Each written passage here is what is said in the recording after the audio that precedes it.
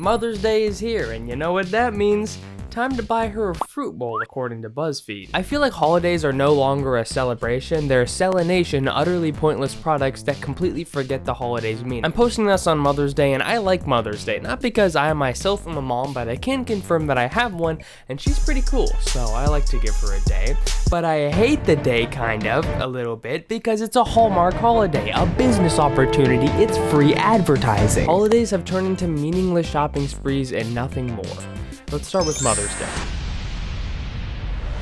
Americans spend approximately $4.2 billion on this day alone.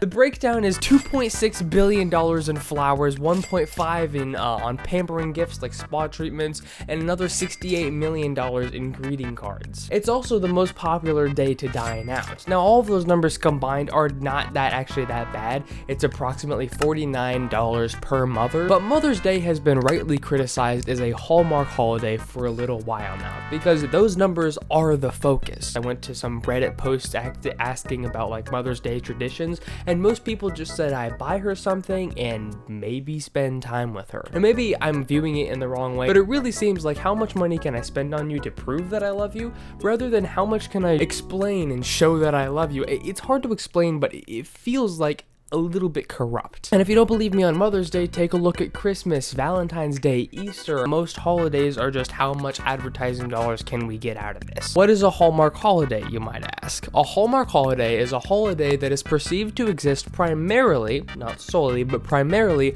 for commercial purposes rather than to commemorate a traditionally or historically significant event. Mother's Day was originally invented to kind of commemorate mothers, specifically people, mothers that had fallen children in war. For only 9 years after first Mother's Day, it started beginning to be commercialized. All of the companies started hopping on it because when there's a trend, there is dollars. It makes me mad because on Mother's Day, by like the 8th Walmart commercial I hear, I'm thinking more about discounts than my own mother. That can't be a good sign. Costco, Amazon, heck, even Fred Meyer, which is a grocery store if you don't know, they're giving out ads. It's like, you sell groceries, what do you want me to buy for my mother? Hey mom, you know, I wanted to show you how much I love you, and Fred Meyer said that I have to do that with an avocado, so here's 3 of them. Thanks for the college tuition, by the way. Like, this lady raised you for 18 years, and you're gonna give her an avocado? Okay, that's an understatement. We gave her more than that, but it's $49 of gifts, and according to most people, spending time with her is an afterthought. That's sad. There's just one article that I found that I really wanted to talk about. It's called Mother's Day Consumerism Gone Mad. Description: once, a card and a phone call, maybe some flowers or chocolates was enough. Now we're being told to buy our mothers iPads, expensive handbags, and overpriced candles. How much are we offspring expected to spend? This sentence right here may seem selfish. Like, okay, she did do a lot for you. You're gonna give more for her. But it also is like, an iPad? Can't we just like go out for a picnic? That's cool too, right? Which it is, but Apple doesn't make it seem that way. Let me explain. This guy goes on to say that he basically got an Apple ad saying, surprise mom, which by the way, it said mom by the way, but mom with a new iPad. He opened Apple's email, thank heavens I did, because inside was an offer that cheapskates like me couldn't possibly say no to. The tagline, now showing whatever mom wants. And it's mom by the way, just have to get that out of the way. Stupid Brits. Still haven't learned how to spell. I'm kidding.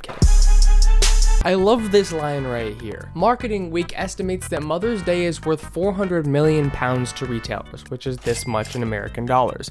That's 1 million iPads. We're talking big numbers here. The message is simple. The offspring need to up their game. That is a powerful line, because that is the message. If you don't believe me, think about Valentine's Day. Valentine's Day is supposed to be about love, but again, it's also been commercialized. The message there? Lovers, partners, spouses, you need to up your game. Oh, so you're not buying your mom an iPad? Didn't know you hated your mom, you jerk. Oh, so you mean to tell me that you're not going to buy your spouse a new car? That's an overstatement, but like, you're not gonna buy her chocolates and flowers and a card and maybe a nice necklace? Okay. break up then. That's obviously what you want to do, isn't it? You didn't buy her a necklace. So Valentine's Day is how much money are you willing to spend to prove that you love your significant other? And the same thing with Mother's Day. How much money are you willing to spend to prove that you actually care about her? But those things mean nothing. I'm ripping on this a lot, and I don't actually think that that is the main overall theme for every person. I think we care about our mom, but it seems that the day itself has been pretty corrupted. It's clear that we're reaching a crisis point. Mother's Day consumerism has spiraled dangerously out of control. Yes, our mothers gave us the gift of life and lavished food and shelter and unconditional love upon us until we were old enough to fend for ourselves. But is that really worth an iPad? Really? A whole iPad? Hardly. So you see, the irony here is that yes, they did all of that. An iPad is nothing to repay in return, but you understand the transaction here is not the iPad. That's not what Mother's Day is about. It's giving back to her in time and love, and that's a day-to-day thing. My point is that yes, I like the holidays, but it seems that it's been corrupted by consumerism, and that kind of hurts. Now for the other holidays. Valentine's Day. Valentine's Day. In 2024, spending totaled $25.8 billion. That is approximately 6 times more than Mother's Day. That's insane. There was an average of $181 per consumer. What? That doesn't even make sense. How is there that much money going around? This, in and of itself, is maybe the biggest, maybe not biggest, but is the closest definition to a Hallmark holiday, because it really is just about the spending, in my opinion. The breakdown is jewelry, $6.5 billion. Evening out, 5.4, flowers, 2.9, candy, 2.5, greeting cards, $1.4 billion. It's not surprising to me that jewelry is the biggest one, because if you think about it, normally you're not getting jewelry for your man, right? It's the dudes getting jewelry for the women. And you know what that says about us dudes? We have no idea what to get you. We don't know, dude. It's just like, yeah, women like jewelry, right? They wear those things. Let's do that. That's so funny to me that jewelry is the biggest one. Like, I would have not expected anything else. I really only skimmed these two, but they both cover how, like, we kind of completely missed the mark with the whole love thing, because how it's portrayed and the whole focus of Valentine's Day is typically how much money can you spend to prove that you love someone rather than just actually loving them. And it also sets unrealistic high expectations, which is why the week of Valentine's Day is the most popular week of the entire year to break up. That's gotta say something. I know we're talking about consumerism here, but let's just go off on the sidetrack for a second. It's the #1 week of the year to break up. I think, and this is just how it was explained in one of the papers that I read, and I wholeheartedly agree with it, but basically the whole Valentine's Day sets unrealistic expectations and precedents for how a relationship should go, and causes most people to either be super stressed and then just break up because the relationship was already rocky, or the whole air around the holiday causes you to reassess the relationship, think maybe it's not working out. Right? The Tuesday before Valentine's Day is called Red Tuesday, and it's called that because Red Tuesday is the most popular day of the year by far, blowing all other days out of the water to break up. But also the biggest problem that I have with it is consumerism. $25.8 billion. In modern history, the man famous for sending supposedly the first Valentine's Day card was 21-year-old Charles, Duke of Orleans. In 1415, while he was imprisoned in the Tower of London, he sent a poem titled Farewell to Love to his 16-year-old wife, Bonnie of Armagnac. Did you notice that? 16-year-old wife, but it just said 21-year-old Charles. Man was not a Valentine. He was I tried to come up with like a play on words. He was just a pedophile. That's what this guy was. Apparently the poem was Je suis déjà d'amour. Oh, it has English. I'm stupid. I am already sick of love, my very gentle Valentine. Since for me, you were born too late, and I, for you, were born too soon. Yeah, because I was gonna say, the age gap is there. He says it. He's like, yeah, you were born a little too late for me. I was born way too early for you. But I don't care. It says he liked writing poems and he would eventually produce more than 500 of them during his life. If I do say so myself, that sounds like quite the Valentine. He sounds like quite the lover boy. 500 poems in your entire life. Pretty romantical, I'm not gonna lie. Ooh, this gets much, much worse. Curiously, and I wouldn't say curiously, that's not the word I'd use. I'd probably use pedophilically, if that's a word. Get it, because he's a pedophile. Minor attractedly, Bonnie was Charles' second of 3 wives. The first one he married when he was 12 and she was 17. I'm not sure the laws back then, but did his parents okay that? Did her parents okay that? What 17-year-old looks at a 12-year-old and thinks that they're gonna...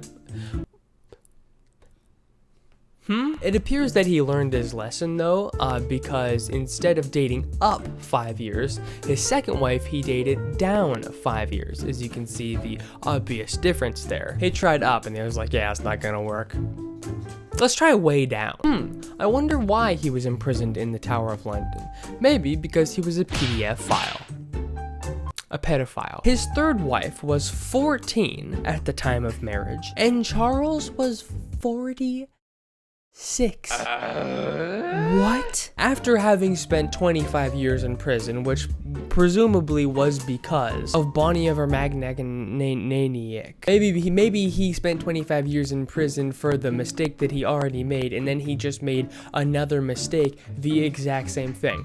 This is the definition of a man who does not learn. This is the absolute wrong type of Valentine. So if your wish is, I'm gonna be the best Valentine, just don't mean this guy, please. And then it literally blatantly says right here that what popularized Valentine's Day was the influence of advertising and the nation's emerging consumer and popular culture. So it basically seems that there's just a lot of consumerism going on here, a lot of wanting to buy things for other people. This is what happens to most holidays. I mean, where there's eyes, there's money. And so eventually people will just gravitate towards like, I feel like I should be buying something for this occasion. And that's Valentine's Day. And then we get to Christmas, the ultimate Hallmark holiday. And I think there's a lot more that goes into Christmas. Like, there is actual Christmas spirit. I personally am a Christian, so I actually do celebrate Jesus, his life, birth, death, resurrection. But I do also feel that basically everybody, including me, has fallen victim to what we've been sold as the Christmas spirit, which is really gift wrapping and bows. At $1.3 trillion in 2023,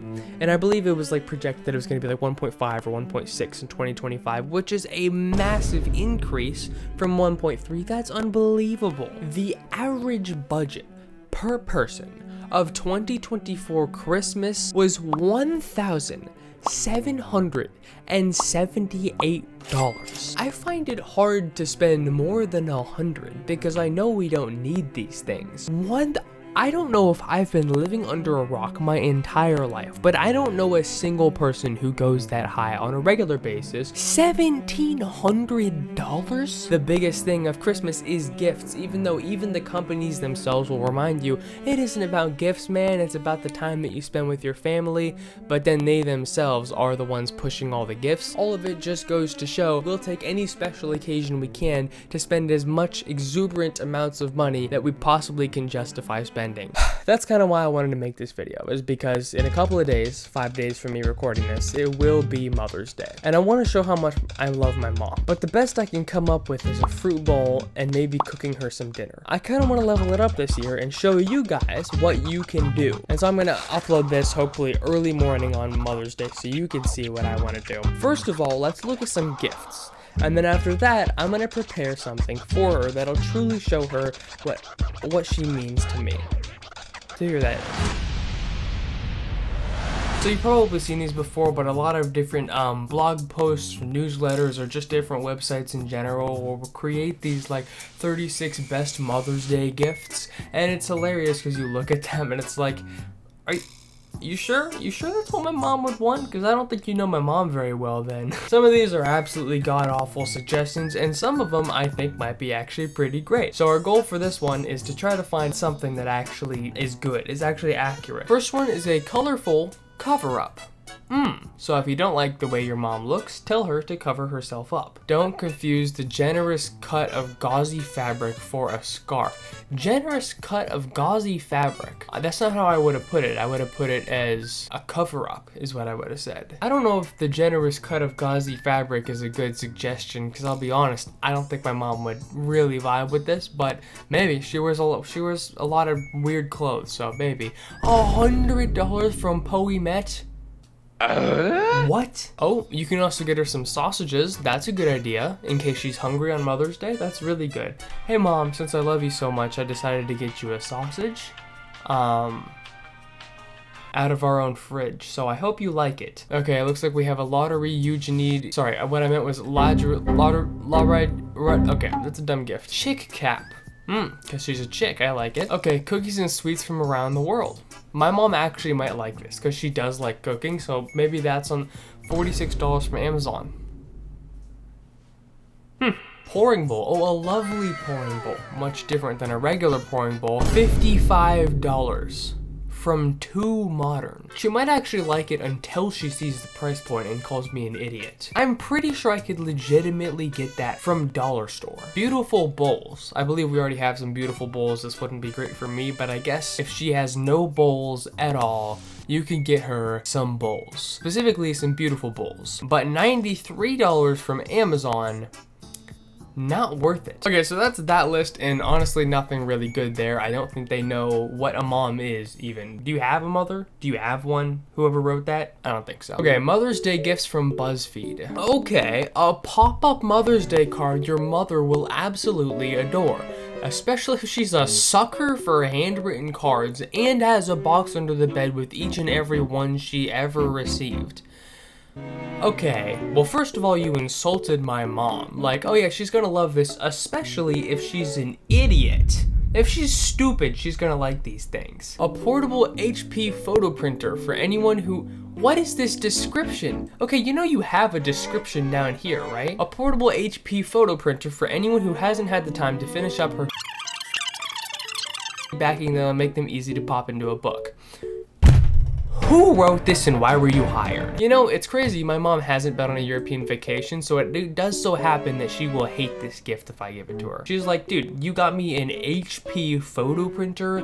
I haven't even been to Europe, you idiot. Not to mention, I did finish up my last kiddo's baby book. A birth month flower printed glass. Dude, she'd love that. Okay, I'm closing this. This is so dumb. Okay, the last one is 62 gifts for Mother's Day from CNN. Herb seed pod kit. Yo, what? This indoor hydroponic garden from AeroGarden is the perfect way for her to grow her own herbs and veggies. It's on sale for $28 right now. Wait a minute, what is this? That's sick. Okay, this is actually cool because we live in Florida and a lot of the things she wants to grow can't grow outside. So that's kind of cool actually. And she already likes plants. This would be kind of cool. All right, think I might get it. All right, that's basically it. I will see you when I give it to her and I give her my amazing, awesome speech and tell her how much I love her. So goodbye. I have a super cool thing for you. I didn't wrap it though. That's wonderful that we can have you around pesto. Mm-hmm. Thank you, baby. I Only. love it. Thank you. You're welcome.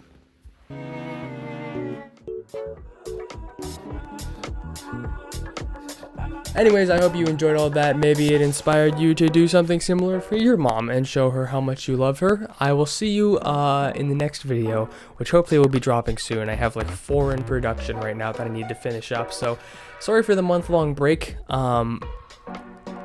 Really sorry, actually. I'm really sorry for the month-long break. But bye.